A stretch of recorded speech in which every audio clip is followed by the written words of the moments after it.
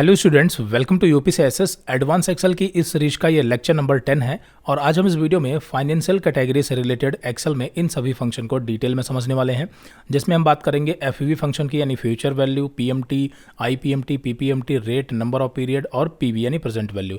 तो इन सभी की देखिए फुल फॉर्म और इनका जो मतलब है वो यहाँ पर हमने लिख दिया है ताकि आप यहाँ पर देख करके समझ सकें कि क्या क्या होता है। ठीक है, जैसे यहाँ पर एफवी की बात करें तो इससे हम फ्यूचर वैल्यू पता कर सकते हैं। अब ये किस तरह के कैलकुलेशन के लिए यूज़ करेंगे ये तो हम डिटेल में आपको एक्सप्लेन करने वाले हैं। हर एक फंक्शन की वर्किंग, लगाने का तरीका और वो किस तरीके से कैलकुलेट करता है सब कुछ आपको डिटेल में समझाएंगे। ठीक है, इसी तरीके से पीएमटी का यूज हम तब करते हैं जब हमें इंस्टॉलमेंट पता करनी हो। जैसे मान लेते हैं कि हमने 5 लाख का लोन लिया या 5 लाख का लोन लेना चाहते हैं, बैंक हमें यहाँ पर मान लेते हैं कि वो 11% का रेट ऑफ इंटरेस्ट दे रही है और उसे हम जमा कर देंगे 48 मंथ में। तो अगर हमें इंस्टॉलमेंट पता करनी हो तो वो हम पता कर सकते हैं। ठीक है, बाकी इसे हम कंपेयर करके भी दिखाएंगे। ठीक है, ऑनलाइन कई सारी वेबसाइट है जहाँ से ईएमआई आप कैलकुलेट कर सकते हैं, तो वहाँ से भी कंपेयर करके दिखाएंगे। ठीक है, तो आप इसे इंस्टॉलमेंट बोल सकते हैं या फिर ईएमआई अमाउंट बोल सकते हैं। ईएमआई का मतलब मंथली इंस्टॉलमेंट जो होती है, दोनों में से कोई भी चीज़ बोल सकते हैं। उसको निकालने के लिए हम पीएमटी फंक्शन यूज करते हैं, बस इतना आपको याद रखना है। ठीक है, इसी तरीके से आईपीएमटी का मतलब यहाँ पर इंटरेस्ट, अगर हमें इंस्टॉलमेंट में कितना हमारा इंटरेस्ट जा रहा है वो पता करना हो, यहाँ पर आई का मतलब इंटरेस्ट और पी का मतलब प्रिंसिपल अमाउंट। ठीक है, आपको पता है कि जो हमारी इंस्टॉलमेंट होती है यानी जो ईएमआई होती है मंथली,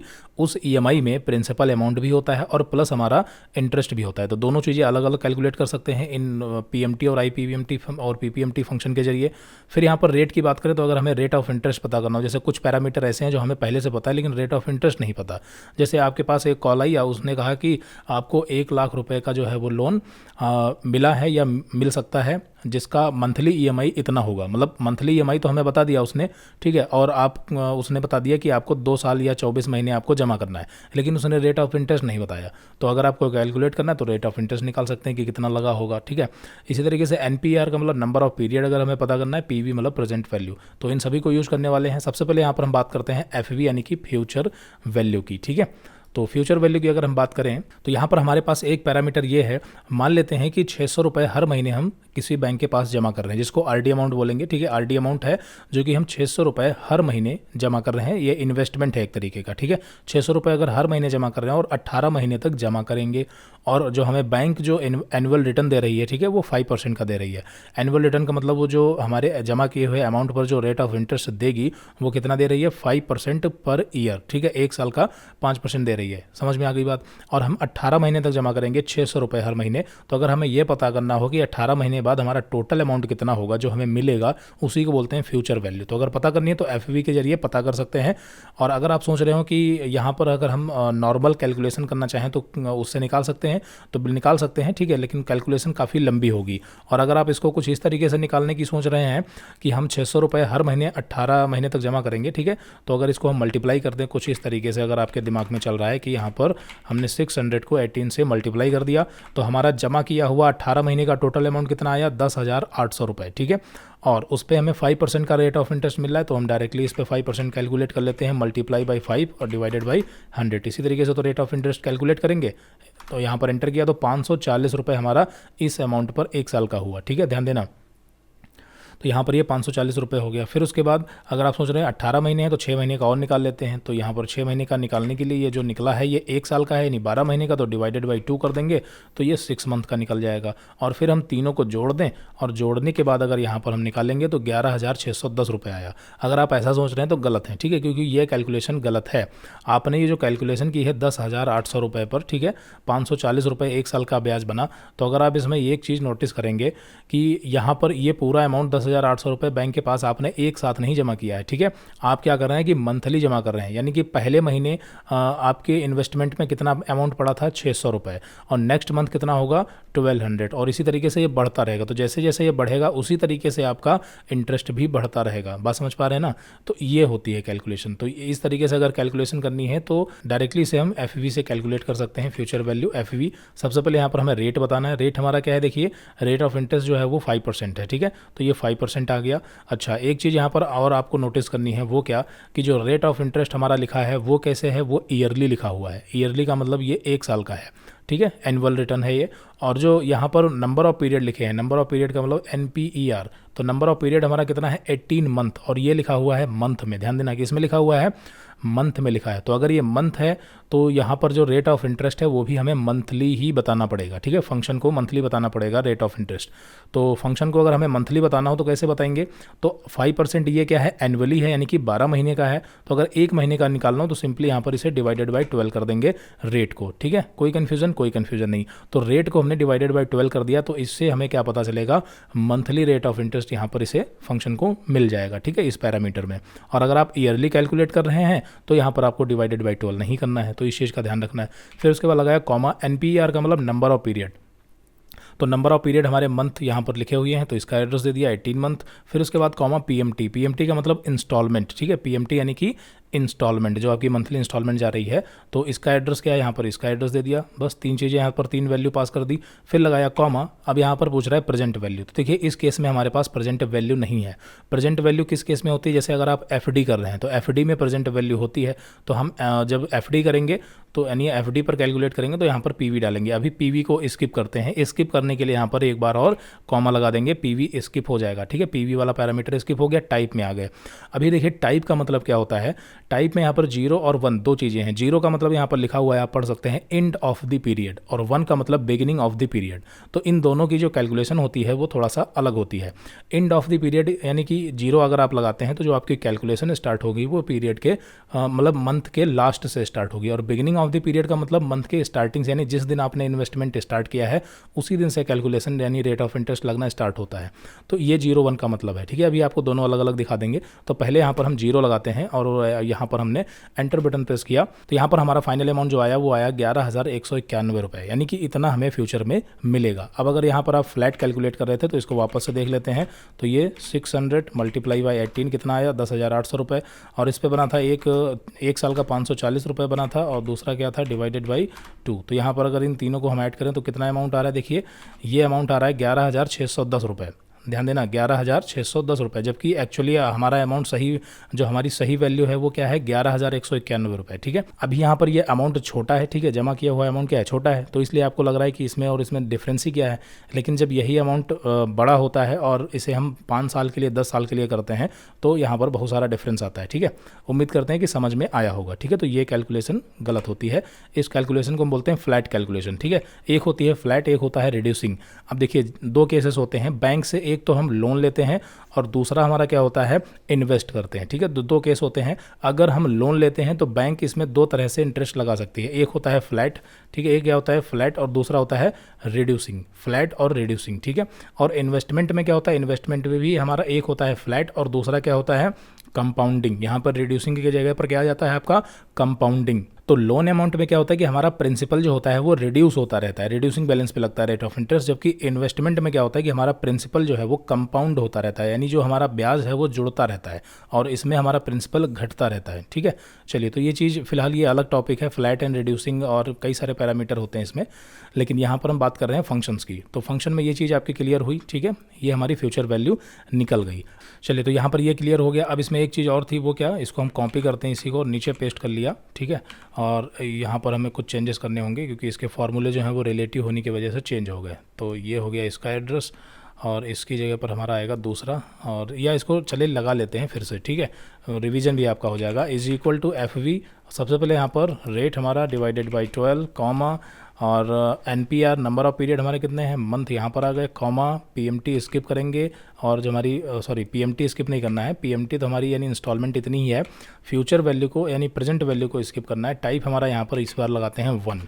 तो अगर 1 टाइप देंगे तो देखिए 11,237 रुपये आया, जबकि 0 पर 11,191 रुपये आया। तो यहाँ पर आप देखेंगे दोनों ही अमाउंट जो है वो एक दूसरे से डिफरेंट है, ठीक है। डिफरेंट इसलिए है क्योंकि इसमें जो हमने टाइप यूज किया है वो है हमारा 0, और 0 का मतलब होता है एंड, ठीक है, एंड ऑफ द पीरियड, और 1 का मतलब होता है बिगिनिंग ऑफ द पीरियड, ठीक है, बिगिनिंग ऑफ द पीरियड। इसका मतलब क्या हुआ कि आप जो पैसा जमा कर रहे हैं, अगर महीने के स्टार्टिंग यानी जिस दिन से आपने इन्वेस्टमेंट स्टार्ट कर दी उसी दिन से अगर आपका इंटरेस्ट जुड़ना स्टार्ट हुआ तो वो कहलाएगा बिगिनिंग ऑफ द पीरियड, और इसमें आपका अमाउंट ज़्यादा होगा, ठीक है।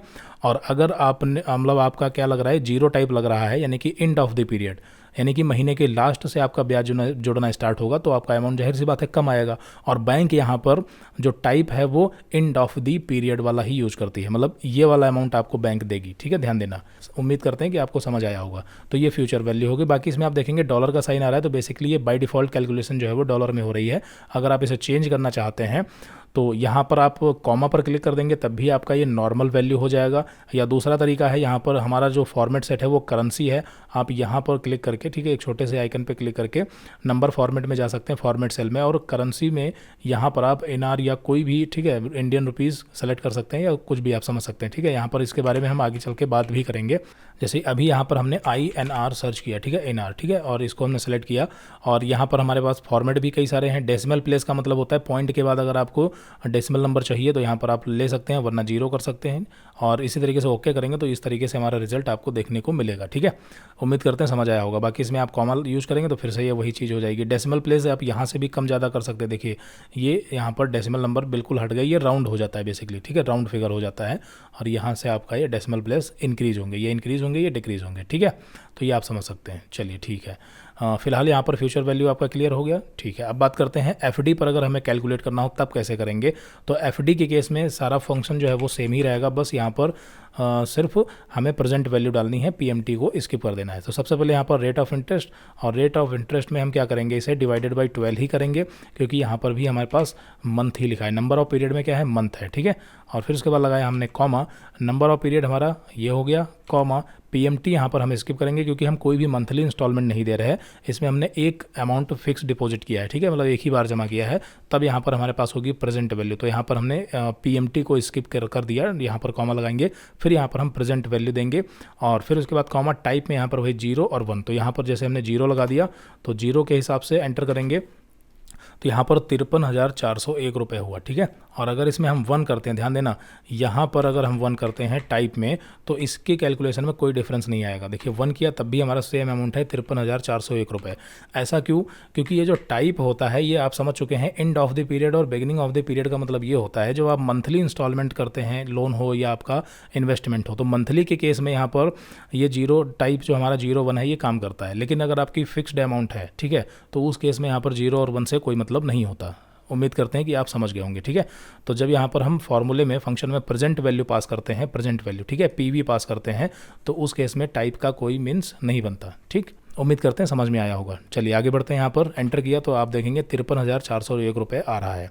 और अगर यहाँ पर हम आपको ये एफडी कैलकुलेटर दिखाएं, ठीक है, एफडी कैलकुलेटर, तो यहाँ पर कोई भी जैसे ग्रो का यहाँ पर एफडी कैलकुलेटर ओपन करते हैं, यहाँ पर सेम अमाउंट डालते हैं, कितना था हमारा 50,000 रुपये, और रेट ऑफ इंटरेस्ट कितना है 6.6% उसमें जो मेंशन है, और नंबर ऑफ पीरियड यानी टाइम पीरियड कितना 1 ईयर। तो यहाँ पर हमने 1 डाला तो बात वही है क्योंकि इसमें ईयर में पैरामीटर ले रहा है। तो यहाँ पर इसका टोटल अमाउंट कितना आ रहा है, देखिए टोटल वैल्यू फ्यूचर वैल्यू दिखा रहा है 53,383 रुपये। कितना? 53,383 रुपये। इसको अलग नोट कर लेते हैं, 53,383। तो अभी भी यहाँ पर आप देखेंगे अमाउंट में थोड़ा सा डिफरेंस है क्योंकि जो कैलकुलेटर यहाँ पर बता रहा है ऑनलाइन, ठीक है, इसमें आ रहा है 53,383, जो कि यहाँ पर आप देख सकते हैं, और जबकि फ्यूचर वैल्यू जो हमारी फार्मूला जो कैलकुलेट कर रहा है ये अलग है। ठीक है, यानी ये ज़्यादा आ रही है। अब इन दोनों में डिफरेंस क्यों है इसको भी आपको हम एक्सप्लेन कर देते हैं ताकि कोई कन्फ्यूजन ना रहे। ठीक है, तो देखिए अपनी अपनी जगह पर ये दोनों ही अमाउंट सही हैं। अब इसके लिए हम दूसरी वेबसाइट ओपन करते हैं यहाँ पर एफडी कैलकुलेटर के लिए, एफडी कैलकुलेटर, ठीक है, एचडीएफसी बैंक का यूज़ करते हैं। यहाँ पर नीचे बढ़ेंगे, अमाउंट देखिए यहाँ पर भी सेम ही रहेगा, लेकिन यहाँ पर इसमें थोड़ा सा कैलकुलेशन भी दिखाता है। तो ये हमने 50,000 अमाउंट सेट किया और हमें 12 महीने के लिए एफडी करानी है मान लेते हैं, और यहाँ पर इसमें टाइम सेट करना पड़ेगा कब से स्टार्ट करें। तो जस्ट हमने 1 अप्रैल से स्टार्ट करें, इससे फ़र्क नहीं पड़ता। 50,000 अमाउंट है, 12% और रेट ऑफ इंटरेस्ट कितना दिखा रहा है 6.6, जो कि यहाँ पर सेम है। ठीक है, ये 6.6 हमने नोट कर रखा है। अब इसे अगर हम कैलकुलेट करते हैं तो यहाँ पर भी जो हमारा अमाउंट दिखा रहा है फ्यूचर वैल्यू का, ये दिखा रहा है टोटल इंटरेस्ट आपको मिलेगा 3383, और हमारा जो इन्वेस्ट किया हुआ है कितना है 50,000। तो 50,000 प्लस 3383 करेंगे तो सेम अमाउंट आएगा। यानी कि जो ये कैलकुलेशन हो रही है ऑनलाइन वाली ये सही है, लेकिन इसमें हम यहाँ पर ये भी देख सकते हैं कि हमारी कैलकुलेशन किस तरीके से चल रही है। आप देखिए इसमें हमने आपको जो बताया था ना कंपाउंडिंग, ठीक है, कंपाउंडिंग इंटरेस्ट।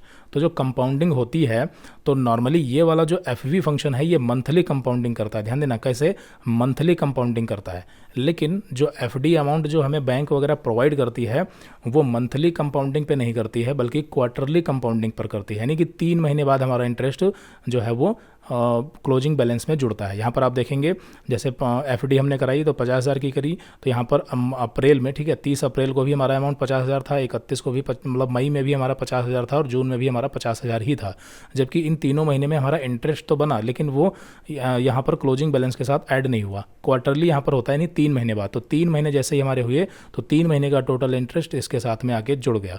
तो अगर ये क्वार्टरली चलेगा तो यहाँ पर जो हमारी कैलकुलेशन होगी वो थोड़ा सा डिफरेंट होगी, ठीक है। तो एफवी जो है वो हमारा मंथली कंपाउंडिंग पर चलता है, ठीक है। आपको यहाँ पर अगर दिखाएं मैनुअली कैलकुलेशन, तो ये देखिए सेम कैलकुलेशन है। यहाँ पर कितना आ रहा है 53,401 रुपये, और यहाँ पर भी सेम अमाउंट है 53,401 रुपये, ठीक है। और ये हमने मैनुअल कैलकुलेशन की है बिना एफवी फंक्शन के। कैसे करना है, तो देखिए हमारा ओपनिंग बैलेंस पहले महीने में कितना था, यहाँ पर फर्स्ट मंथ में 50,000 रुपये था। उस पर इंटरेस्ट कितना बचा, यहाँ मतलब कितना बना, यहाँ पर हमने कैलकुलेट कर लिया 6.6, और इसे हमने डिवाइडेड बाई 100 इसलिए किया, मतलब डिवाइडेड बाई 100 डिवाइडेड बाई 12 इसलिए किया क्योंकि यहाँ पर ये जो रेट ऑफ इंटरेस्ट है ना, तो इसमें रेट ऑफ इंटरेस्ट में एक चीज़ हिडन होती है। यहाँ पर आपको बता देते हैं, फिर वापस आते हैं। देखिए यहाँ पर जैसे 6.6% का साइन लगा हुआ, तो परसेंट का साइन जो लगा है, परसेंट का साइन का मतलब ही होता है कि जो आगे की वैल्यू है वो डिवाइडेड बाई 100 होगी। जैसे अगर लिखा हुआ है 5%, तो 5% का मतलब इस तरीके से लिखा है, आप समझ सकते हैं 5 डिवाइडेड बाई 100 ये होता है। ये और ये दोनों सेम चीज़ें हैं, ठीक है। अगर यहाँ पर हम 6.6% ना लिखें, ठीक है, अगर हम डायरेक्टली 6.6 लिख दें, परसेंट का साइन हटा दें, तो हटाने के लिए हमें क्या करना होगा, इस पर क्लिक करेंगे और इस सेल को परसेंटेज की बजाय यहाँ पर हम जनरल बना देंगे, और जनरल बनाने के बाद फिर यहाँ पर हमने लिखा 6.6। अब एंटर करेंगे तो आप देखेंगे यहाँ पर पूरी की पूरी कैलकुलेशन गलत हो जाएगी। तो ये चीज़ होती है। और यहाँ पर अगर हम 6.6% का साइन लगा देंगे तो यहाँ पर ये सही हो जाएगा। या दूसरा तरीका क्या है कि अगर इसे आप परसेंटेज में इस सेल को नहीं रखना चाहते, यहाँ पर हम 6.6 ही रखेंगे, तो फिर आपको यहाँ पर फॉर्मूले में डिवाइडेड बाई 12 के पहले भी यहाँ पर आपको डिवाइडेड बाई 100 भी करना पड़ेगा, ठीक है। ये इस तरीके से, एक सेकेंड, ये डबल लग गया, तो इस तरीके से करना पड़ेगा। तो ये अब हमारा बना क्या, रेट ऑफ इंटरेस्ट, यानी कि जो इसमें वैल्यू है उससे पहले डिवाइडेड बाई 100 करो, फिर उसे डिवाइडेड बाई 12 करो, तो ये चीज़ होती है। अब देखिए सेम कैलकुलेशन है, तो यहाँ पर हम डिवाइडेड बाई 100 ना करें, इसके लिए हम इसमें परसेंट का साइन यूज कर लेते हैं, बस और कुछ नहीं है। इस पर क्लिक किया और इसे यहाँ पर परसेंट का साइन बना दिया, तो ये जब फर्स्ट टाइम बनाते हैं तो ये दिक्कत करता है। इसके बारे में हम समझेंगे पूरा डिटेल में। अभी इसको इंक्रीज करते हैं डेसिमल नंबर में, तब ये सही आएगा, ठीक है। डिक्रीज कर देंगे तो ये राउंड फिगर कर देगा, इंक्रीज करते हैं तो ये हमारा इस तरीके से रहेगा। उम्मीद करते हैं कि छोटी छोटी चीज़ें आपको समझ में आई होंगी, ठीक है, इसमें कोई बड़ी बात नहीं थी अभी। तो वापस आते हैं मैनुअल कैलकुलेशन में। तो यहाँ पर इसीलिए हमने इसे डिवाइडेड बाई 100 और फिर डिवाइडेड बाई 12 किया है, और ये हमारा इंटरेस्ट जो है वो निकल गया, ठीक है। उम्मीद करते हैं कि अब यहाँ पर आप कंफ्यूज नहीं हो रहे होंगे, और फिर भी अगर कंफ्यूज हो रहे हैं तो यहाँ पर आपको अलग दिखा देते हैं। देखिए इज इक्वल टू 50,000 मल्टीप्लाई यहाँ पर करेंगे किससे, रेट ऑफ इंटरेस्ट हमारा कितना है 6.6, और डिवाइडेड बाई 100 करेंगे कि नहीं, बिल्कुल परसेंटेज निकालने के लिए, रेट ऑफ इंटरेस्ट निकालने के लिए डिवाइडेड बाई 100 करेंगे, तो सेम चीज़ तो है। लेकिन ये जो निकलेगा इंटरेस्ट, ठीक है, ये कैसे निकलेगा, ये ईयरली निकलेगा। ये कैसे निकालेगा, ईयरली, यानी फ्लैट इसको बोलते हैं, ये फ्लैट निकालेगा। तो ये फ्लैट जो निकल रहा है वो ईयरली है, तो इसे वापस से हम डिवाइडेड बाई 12 करेंगे, यानी एक इतनी सी चीज़ तो और बढ़ा ली बस, बाकी तो सारी चीज़ें वही हैं, सेम है। हमें क्या करना है, प्रिंसिपल अमाउंट को रेट ऑफ इंटरेस्ट से मल्टीप्लाई करके 100 से डिवाइड करना है, और फिर उसके बाद एक बार और 12 से डिवाइड करना, ताकि मंथली निकल जाए। ठीक, चलिए, तो ये हो गया। दोनों को हमने जोड़ा तो हमारा क्लोजिंग बैलेंस पहले महीने का कितना बना, 50,275 रुपये। अब ये जो कंपाउंडिंग चल रही है ये मंथली चल रही है, ठीक है।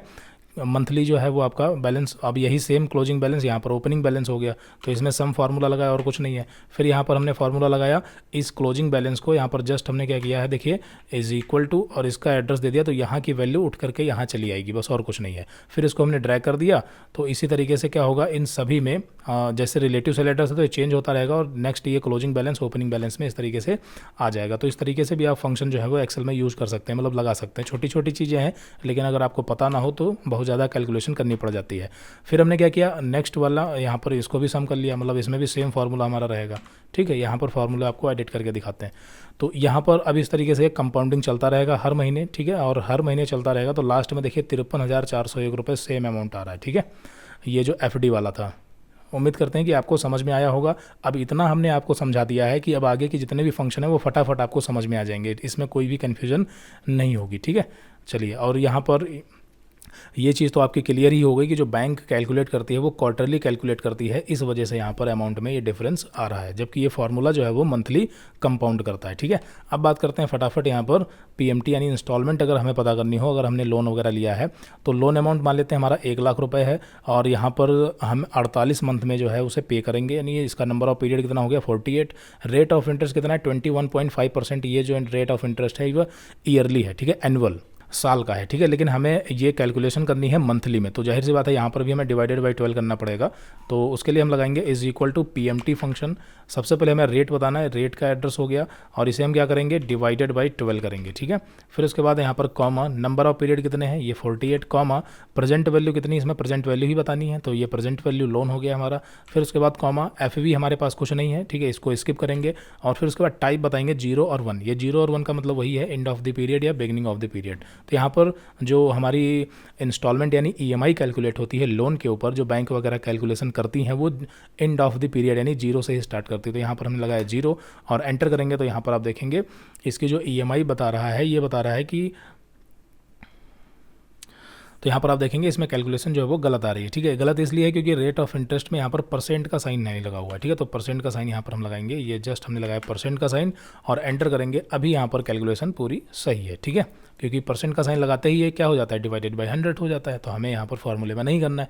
तो फार्मूला सिंपल सा था, फिर से एक बार देख लेते हैं। इज इक्वल टू पीएमटी, सबसे पहले यहाँ पर रेट देना है, इसे डिवाइडेड बाई 12 करना है, हमें मंथली कैलकुलेशन करनी है। नंबर ऑफ पीरियड कितना होगा, नंबर ऑफ पीरियड हमारा हो गया 48, कॉमा प्रेजेंट वैल्यू ये हो गई, फिर उसके बाद कॉमा कॉमा और ये 0। ठीक है, एंटर करेंगे, आंसर आ गया।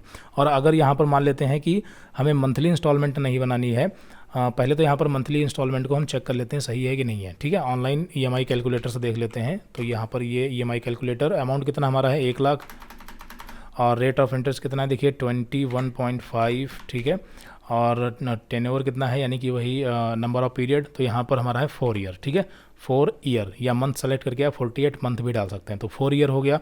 तो कितनी ईएमआई आई हमारी 3124 रुपये आई। ठीक है, और वापस आते हैं 3124, तो ये 3123 है, तो वो वहाँ पर राउंड फिगर में दिखा रहा है और कुछ नहीं है। ठीक है, उम्मीद करते हैं कि ये चीज़ आपको समझ में आई होगी। और अगर यहाँ पर हम लगाते हैं 1, ठीक है, यहाँ पर हमने लगाया 1, तो ये कैलकुलेशन क्या होगी देखिए 3,000 रुपये, मतलब इसमें अमाउंट हमारा कम आ रहा है, तो बैंक अमाउंट कम क्यों लेगा। ठीक है, तो वो यहाँ पर हमारा 0 ही रहेगा, एंड ऑफ द ईयर यही कैलकुलेशन बैंक करता है। ठीक है, चलिए, तो यहाँ पर पीएमटी आपका कैलकुलेट हो गया, समझ में भी आ गया। ठीक है, और अगर यहाँ पर आप मान लेते हैं कि बता रहे थे हम, अब यहाँ पर हम ये आपको बता रहे थे कि अगर आप मंथली कैलकुलेट नहीं करना चाहते, आपको ईयरली जमा करना है, तो ईयरली जमा करने के लिए हमें यहाँ पर 4 किस्तें बनानी है टोटल। तो यहाँ पर हमने डाला 4, यानी नंबर ऑफ पीरियड हमारा कितना हो गया 4, और रेट ऑफ इंटरेस्ट तो यही रहेगा। तो इस सिचुएशन में हम क्या करेंगे, यहाँ पर 12 से डिवाइड नहीं करेंगे, बाकी सेम फार्मूला रहेगा, बस पीरियड ऑफ मंथ में यहाँ पर हमें 4 डालना, मतलब ये मंथ की जगह ईयर कर देना है, यानी पीरियड इन ईयर। तो ये 4 ईएमआई टोटल बनेंगी और ये बना देगा। तो यहाँ पर देखिए कितने की 4 ईएमआई बननी, 39,732 रुपये। ठीक है, ये एक ईएमआई रहेगी और इसी तरीके से आपको 4 ईएमआई जमा करनी है और आपका 1,00,000 का टोटल जमा हो जाएगा। ठीक है, आप अलग अलग तरीके से अलग अलग पैरामीटर पर कैलकुलेशन कर सकते हैं। और फिलहाल यहाँ पर पीएमटी क्लियर हो गया, इसको कंट्रोल जेड करते हैं। तो ये हमारी 3123 रुपये ये इंस्टॉलमेंट पर मंथ बनी थी। अब इसमें आपको पता है कि इस इंस्टॉलमेंट में हमारा क्या जा रहा है, 2 चीज़ें, एक तो जा रहा है इंटरेस्ट, दूसरा जा रहा है प्रिंसिपल। तो अगर ये अलग अलग देखना हो तो उसके लिए हम क्या करेंगे, इसके लिए IPMT फंक्शन लगाएंगे, IPMT, और इसमें हमें रेट बताना, तो ये हमारा रेट हो गया और इसे डिवाइडेड बाई 12 करना वापस से, कॉमा यहाँ पर हमें बताना पर का मतलब होता है कि कौन से मंथ का जानना है। अब ये क्या या ये क्या चीज़ हुई, देखिए समझा देते हैं आपको। आपकी देखिए जो इंस्टॉलमेंट होती है, ध्यान देना, इंस्टॉलमेंट जो पीएमटी आपका होता है वो हर महीने सेम रहने वाला है, यानी कि 3,123 रुपये ही रहेगा। लेकिन इस अमाउंट में जो इंटरेस्ट है और जो प्रिंसिपल है ये हर महीने क्या होता है, घटता बढ़ता रहता है। इसी को बोलते हैं रिड्यूसिंग बैलेंस। कैसे, देखिए अगर आपको थोड़ा सा समझाएं तो पहले महीने में हमारा लोन अमाउंट कितना था, 1,00,000 रुपये। ठीक है, कितना था, 1,00,000 रुपये। लेकिन जब हमने 2-3 किस्तें मान लेते हैं जमा कर दी, तो अगर 3-3 हज़ार करके मान लेते हैं कि 3 किस्तें जमा कर दी, यानी 9,000 रुपये हमने जमा कर दिया। तो 9,000 रुपये अगर जमा कर दिया है तो 3 महीने बाद हमारा जो लोन अमाउंट यानी प्रिंसिपल होगा वो क्या होगा, घट जाएगा कि नहीं। मतलब 9,000 हमने जमा कर दिया तो 9,000 इसमें से माइनस होना चाहिए, तो अगर ये माइनस होगा तो हमारा क्या होगा, इंटरेस्ट भी घटता रहेगा। लेकिन ये 9,000 पूरा नहीं माइनस होगा, क्योंकि जो 3,000 हम जमा कर रहे हैं इसमें इंटरेस्ट भी तो है, तो जो इंटरेस्ट है वो प्रिंसिपल के साथ नहीं घटता है। ये पूरी कैलकुलेशन आपको हम दिखाएंगे अभी। पहले यहाँ पर हम इंटरेस्ट निकालते हैं, तो इज इक्वल टू लगाया IPMT, और IPMT लगाने के बाद रेट, तो यहाँ पर ये रेट हो गया, ठीक है, कॉमा पर का मतलब यहाँ पर कितने मंथ का निकालना है, मतलब कौन से महीने का निकालना है, बेसिकली ये होता है, ठीक है। अगर आप पहले महीने का निकालेंगे तो इंटरेस्ट ज़्यादा होगा, अभी हम आपको दिखाएंगे भी, ठीक है। तो ये लगाया (1) पहले से डिवाइडेड बाई 12 करना है। तो दूसरा पैरामीटर यहाँ पर क्लियर हो गया, PER का मतलब कौन से मंथ का निकालना है। फिर उसके बाद कॉमा PER यानी पीरियड, नंबर ऑफ पीरियड का मतलब यहाँ पर टोटल नंबर ऑफ पीरियड कितने हैं, तो 48। फिर उसके बाद कॉमा प्रेजेंट वैल्यू कितनी है, ये हो गई 1 लाख। फिर उसके बाद कॉमा FV जो है वो कुछ नहीं है, टाइप यहाँ पर हमारा 0 होगा, और एंटर करेंगे तो इसमें इंटरेस्ट कितना जा रहा है, 1791 रुपये, ठीक है। और फिर यहाँ पर हमने लगाया फिर से PPMT यानी प्रिंसिपल निकालना है। तो अब दूसरा तरीका क्या है प्रिंसिपल निकालने का, अगर हम चाहें तो यहाँ पर इंस्टॉलमेंट से इंटरेस्ट को माइनस कर दें, तब भी हमारा प्रिंसिपल जो है वो निकल जाएगा 1331 रुपये। लेकिन हम फॉर्मूले से निकालना चाहते हैं, तो PPMT और रेट हमारा क्या हो गया, डिवाइडेड बाई 12, कॉमा यहाँ पर भी हमें PER यानी कि पीरियड बताना पड़ेगा, कौन से महीने का निकालना है, तो पहले महीने का निकालना है, कॉमा नंबर ऑफ पीरियड कितना होगा और प्रेजेंट वैल्यू कितनी है, बस हो गया। एंटर करेंगे, यहाँ पर आप देखिए अगर इन दोनों को हम टोटल करते हैं is equal to this plus this, ठीक है, तो इस सिचुएशन में रिजल्ट सेम होगा, क्योंकि ये हमारा क्या है इंटरेस्ट है, ये क्या है प्रिंसिपल, दोनों को जोड़ेंगे तो इंस्टॉलमेंट निकल जाएगी, ठीक है। चलिए, तो ये चीज़ क्लियर हुई। अब आपको वापस आते हैं यहाँ पर ऑनलाइन दिखाते हैं इसी कैलकुलेटर में। तो नीचे बढ़ेंगे तो इसमें आपको यहाँ पर दिखाएगा, ठीक है, ये 2025, 26, 27, 28, 29, मतलब ये 4 साल का आपका है। अब ये 5 साल इसमें इसलिए लिखें क्योंकि 25 के कुछ महीने निकल गए हैं, तो वो हमारा 2029 तक किस्तें जाएंगी, ठीक है। तो अगर 25 में देखें तो यहाँ पर पहले महीने में यानी अप्रैल में आपका कितना इंटरेस्ट लग रहा है, देखिए 1792 रुपये, और प्रिंसिपल कितना जा रहा है 1332 रुपये, ठीक है, पहले महीने में। तो यहाँ पर जो हमारी कैलकुलेशन है अगर इसको निकालें तो देखिए 1791 रुपये, यानी कि वही राउंड फिगर में ये 92 दिखा रहा है, और ये हमारा 1331 रुपये यानी 1332, ये राउंड फिगर है, ठीक है। उम्मीद करते हैं समझ आया होगा। अब जैसे अगस्त का निकालना है, मान लेते हैं अगस्त का निकालना है, तो ये कौन सा मंथ होगा, 1 2 3 4 5, यानी अगर हमें 5वें महीने का निकालेंगे तो ये चीज़ आएगी सेम अमाउंट, ठीक है। तो यहाँ पर हम इस फॉर्मूले को एडिट करते हैं, और यहाँ पर PER की जगह क्या कर देते हैं, 1 की जगह 5 कर दिया, और इसमें भी हम क्या करेंगे 1 की जगह 5 कर देंगे। तो इसमें आप देखेंगे क्या हो रहा है, यहाँ पर देखिए 1693 और 1429, तो ये देखिए 1694 और 1429, मतलब 30 वही राउंड फिगर में है। तो यहाँ पर आप एक चीज़ नोटिस करेंगे, प्रिंसिपल हमारा क्या है इंक्रीज हो रहा है जैसे जैसे हम आगे बढ़ रहे हैं। अप्रैल में कितना प्रिंसिपल जा रहा था, 1300 रुपये, मतलब 1332, फिर 1356, फिर 1380, और ये आते आते 1400, और ये 1500 हो गया। और इंटरेस्ट क्या होता है, घट जाता है, 1700 था, फिर 1700, 1700, ये 1600 हो गया, ठीक है, ये 1500 हो गया। तो ये क्या जो प्रिंसिपल हमारा क्या है वो इंक्रीज होता है, और इंटरेस्ट हमारा क्या है घटता है, लेकिन ये दोनों ही अमाउंट जोड़ने पर EMI हमारी सेम होती है, ठीक है, यही होता है, ठीक है। ये होता है रिड्यूसिंग बैलेंस, और फ्लैट वाला कैलकुलेशन अलग होता है। तो ये आपका PMT, IPMT, PPMT क्लियर हो गया। अगर आपको पूरा चार्ट बनाना है, मतलब हर महीने का जानना है, तो जैसे मान लेते हैं ये 48 मंथ हैं, और 48 मंथ ना करके इसे हम कर देते हैं 12 मंथ, ताकि कैलकुलेशन ईजी हो जाए। तो जैसे हमें 12 महीने में ही जमा करना है, तो अगर 12 महीने में जमा करना है तो आपकी EMI बनेगी 9,335 रुपये की, ठीक है। और हमें अगर देखना है कि हर महीने कितना इंटरेस्ट लग रहा है, मतलब ये वाला चार्ट बनाना है सेम यही इसी तरीके से। तो इसको बनाने के लिए हम क्या करेंगे, यहाँ पर जस्ट हमने लिखा, एक सेकेंड इसको थोड़ा इधर लेते हैं, हाँ ठीक है, हाँ एड्रेस हम यहीं लेंगे, एक्चुअली यही वाले एड्रेस उठाएंगे, या एक काम करते हैं इसको हम कर लेते हैं कॉपी। ये तीनों चीज़ें हमने लोन अमाउंट ये सब कॉपी कर लिया, इधर कर लिया पेस्ट, ठीक है, अब कोई दिक्कत नहीं है।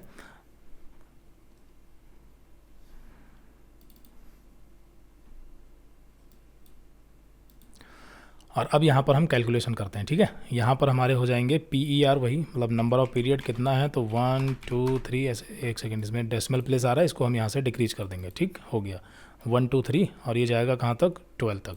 तो ये 12 महीने की किस्त हमें जाननी है। इसमें हम निकालेंगे PMT यानी इंस्टॉलमेंट, इसमें निकालेंगे IPMT, और इसमें निकालेंगे PPMT, ठीक है।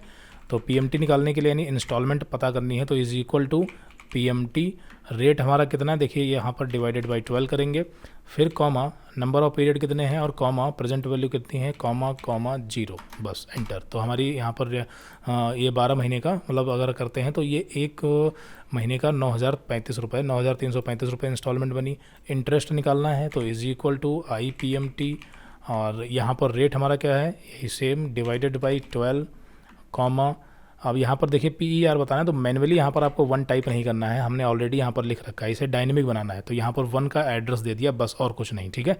फिर उसके बाद लगाएंगे कॉमा नंबर ऑफ पीरियड हमारा क्या हो जाएगा, तो ये हो गया 12, और कॉमा प्रेजेंट वैल्यू ये हो गई, कॉमा कॉमा 0 एंटर, तो ये हमारा IPMT निकल गया। अब ये जो PPMT निकला इसमें हमें क्या करना होगा, इसको लॉक करना होगा, क्योंकि हम जब फार्मूला ड्रैग करें तो ये लोन अमाउंट, पीरियड और रेट ऑफ इंटरेस्ट चेंज नहीं होना चाहिए। तो F4 और ये F4 ये भी ठीक है, ये हम समझ चुके हैं। F4 एंटर करेंगे। इसमें भी हमें कुछ चीज़ें लॉक करनी है, जैसे यहाँ पर ये लॉक करना है, लेकिन यहाँ पर V8 यानी कि जो हमारा PER है, ठीक है, पीरियड है, कौन से मंथ का निकालना है इसे लॉक नहीं करना है, ठीक है, इसे छोड़ देना है, ये डायनेमिक रखना है। यहाँ पर इसको लॉक करेंगे, इसको लॉक करेंगे, बस हो गया।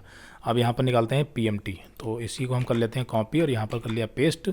और इस बार हम क्या करेंगे, इसका एड्रेस चेंज कर देंगे। फार्मूला तो सेम ही रहता है ना, आप समझ चुके होंगे। तो बस इसका हमने ये कर दिया और IPMT की जगह हम कर देंगे PPMT, बस हो गया। एंटर करेंगे तो यहाँ पर आप देखेंगे आंसर आ रहा है। अब इन तीनों को हम पकड़ करके ड्रैग कर देंगे, तो ये हमारा आ गया, ठीक है। अब यहाँ पर आप देखेंगे ये पूरा एक तरीके से देख सकते हैं, हर महीने इंस्टॉलमेंट हमारी सेम जानी है, लेकिन जो इंटरेस्ट है वो क्या है, घट रहा है, और जो प्रिंसिपल है वो क्या है, बढ़ रहा है। अब सेम चार्ट आपको यहाँ पर अगर दिखाएं तो अमाउंट में चेंजेस करने होंगे। यहाँ पर हम इसे 1 साल में जमा करना चाहते हैं, तो देखिए 9,335 रुपये, EMI कितनी है, वही सेम 9,335। अब ये पूरा चार्ट आपको दिखाएं तो यहाँ पर आप कंपेयर कर सकते हैं। ये देखिए 2025 अप्रैल को यहाँ पर अब आप फर्स्ट मंथ मानेंगे, ठीक है। तो ये आप मिला सकते हैं, ठीक है, वीडियो में देख करके आप अगर चाहें तो मैच करा सकते हैं। चलिए, तो यहाँ पर ये चीज़ आपकी क्लियर हो गई। वापस आते हैं, इसको जो माइनस करते हैं, यहाँ पर हमने सब देख लिया है। अब बात करते हैं फटाफट रेट की। तो रेट अगर हमें पता करना है तो उसके लिए हमारे पास प्रेजेंट वैल्यू पता होनी चाहिए, इंस्टॉलमेंट पता होनी चाहिए और नंबर ऑफ पीरियड भी पता होने चाहिए। तो यहाँ पर इंस्टॉलमेंट यानी PMT पता करने के लिए ये जो हमने निकाली है PMT, वापस आते हैं, ये रहा, ठीक है। इसमें हम कर देते हैं 48 मंथ, ठीक है। तो हमारी इंस्टॉलमेंट कितनी बन रही, देखिए 2123, ठीक है, यानी 3,123 रुपये। तो इसको हमने कर लिया जस्ट कॉपी, ठीक है, और यही इंस्टॉलमेंट यहाँ पर डाल देंगे। लेकिन कॉपी करने के बाद पेस्ट नहीं करेंगे, वरना फार्मूला आएगा तो हम इसके पेस्ट वैल्यू से निकाल लेते हैं। तो अभी यहाँ पर देखिए फार्मूला नहीं है, इसमें सिर्फ वैल्यू है, और ये जो वैल्यू है वो देखिए माइनस में दिखा रही है। तो ये एक्सेल में जब भी हम इस फाइनेंशियल वाले फंक्शन यूज़ करते हैं, इसमें वैल्यू हमेशा माइनस में ही आती है, जो उसकी एक्चुअल वैल्यू होती है वो माइनस में होती है, और यहाँ पर आपको माइनस में दिखाई नहीं देगी। डॉलर हटाना है तो यहाँ पर कॉमा लगा दिया, डॉलर हट जाएगा, ठीक है। तो यहाँ पर हमारे पास जो प्रेजेंट वैल्यू है 1 लाख, ठीक है, मतलब 1 लाख का लोन लिया। इंस्टॉलमेंट हमारी कितनी है यहाँ पर 3,123 रुपये, और ये 48 मंथ में हमें देना है। तो रेट ऑफ इंटरेस्ट पता करने के लिए is equal to rate function लगाएंगे। सबसे पहले नंबर ऑफ पीरियड बताने, तो ये हमारा 48 मंथ है। फिर उसके बाद कॉमा, यहाँ पर हमें प्रिंसिपल अमाउंट मतलब इंस्टॉलमेंट बतानी PMT, तो ये हमारा इंस्टॉलमेंट हो गया। कॉमा प्रेजेंट वैल्यू हमारी क्या है, ये है, फ्यूचर वैल्यू कुछ नहीं है। टाइप यहाँ पर हमारा 0 हो जाएगा और एंटर कर देंगे। तो यहाँ पर निकल रहा है 2%। अब ये जो 2% आ रहा है ये क्यों आ रहा है, ये इसलिए आ रहा है क्योंकि यहाँ पर 48 मंथ लिखे हैं, तो ये क्या कर रहा है, मंथली निकाल रहा है। लेकिन हमें पता तो करना है ईयरली। तो ईयरली के लिए जो कैलकुलेशन आई है लास्ट में जाएंगे, यहाँ पर ब्रैकेट बंद होने के बाद मल्टीप्लाई बाई 12 कर देंगे, बस और कुछ नहीं। मल्टीप्लाई बाई 12 करेंगे तो यहाँ पर रेट हमारा निकल गया, देखिए 22%। लेकिन 22% तो नहीं है हमारा, तो वो 21.5% था। तो इसमें कोई दिक्कत नहीं, यहाँ पर ये डेसिमल नंबर नहीं आ रहे, बस ये डेसिमल नंबर यहाँ से हम इंक्रीज कर देंगे। कहाँ से, देख लीजिए यहाँ पर, आप समझ लीजिए, ठीक है। यहाँ से ये इंक्रीज करता है, ये डिक्रीज करता है। तो यहाँ से हमने डेसिमल नंबर इंक्रीज कर दिया, तो आप देखिए 21.5%, जो कि बिल्कुल एग्जैक्टली सही है। तो इससे हमारा जो है रेट ऑफ इंटरेस्ट पता चल गया। इसी तरीके से नंबर ऑफ पीरियड पता करने हैं, तो उसके लिए भी हमें क्या पता होना चाहिए, इंस्टॉलमेंट पता होनी चाहिए। तो देखिए 3 चीज़ें पता है, प्रेजेंट वैल्यू, इंस्टॉलमेंट और रेट। लेकिन नंबर ऑफ पीरियड नहीं पता, तो यहाँ पर 48 आंसर आना चाहिए, लगाया इज इक्वल टू, और NPER और रेट हमारा क्या है, देखिए ये हो गया। और फिर उसके बाद यहाँ पर कॉमा PMT हमारा ये हो गया, कॉमा प्रेजेंट वैल्यू हो गया, कॉमा फ्यूचर वैल्यू कुछ नहीं है, टाइप 0 है। एंटर करेंगे तो यहाँ पर, अब यहाँ पर आ रही है एरर, ठीक है। एरर इसलिए आ रही है क्योंकि यहाँ पर जो रेट हमारा है उसे डिवाइडेड बाई 12 करना पड़ेगा, ठीक है। यहाँ पर NPR में रेट को डिवाइडेड बाई 12 करना पड़ेगा। अब इसमें देखिए डिवाइडेड बाई 12 नहीं किया था क्योंकि इसमें रेट था ही नहीं, रेट तो हमें पता करना था। लेकिन रेट हमारा जो निकला था वो क्या निकला था, 2%। 2% जो निकला था वो कैसे निकला था, वो हमारा निकला था मंथली, ठीक है, बाई डिफ़ॉल्ट मंथली निकला था। तो उसे मल्टीप्लाई करके 12 से मतलब मल्टीप्लाई किया, तब हमारा ईयरली निकला, ठीक है। जबकि अगर रेट लिखा होता है तो उस कंडीशन में हमें उसे डिवाइडेड बाई 12 करना होता है। उम्मीद करते हैं समझ पाएंगे, ठीक है। ये रिवर्स कैलकुलेशन थी। चलिए, तो यहाँ पर आपका NPR रेट दोनों क्लियर हो गया, 48 मंथ निकल गया। अब अगर हमें प्रेजेंट वैल्यू पता करनी है, यानी लोन अमाउंट पता करना है, इंस्टॉलमेंट हमें पता है और नंबर ऑफ पीरियड भी पता है और रेट भी पता है, लेकिन लोन अमाउंट कितना होगा, यानी principal amount basically total amount. तो उसके लिए सिंपली यहाँ पर लगाएंगे PV यानी प्रेजेंट वैल्यू, ये होती है प्रेजेंट वैल्यू। रेट हमारा क्या है, यही डिवाइडेड बाई 12 कर देंगे, कॉमा NPR 48, कॉमा PMT हमारी क्या है ये, कॉमा फ्यूचर वैल्यू कुछ नहीं है, टाइप करेंगे 0, एंटर करेंगे तो यहाँ पर देखिए 1 लाख रुपए यहाँ पर हमारा निकल करके आ रहा है, जो कि हमारी प्रेजेंट वैल्यू है, ठीक है।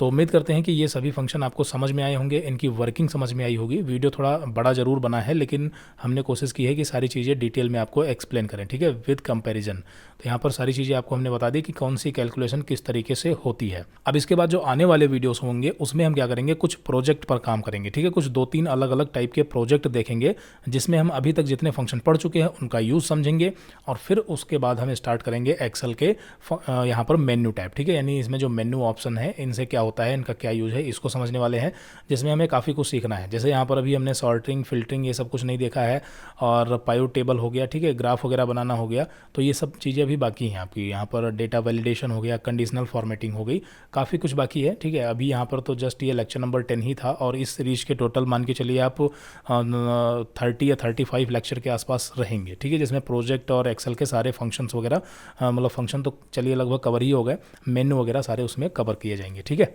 चलिए, तो इस वीडियो में इतना ही रखते हैं, मिलते हैं अगली वीडियो में। Okay, so thanks for watching this video.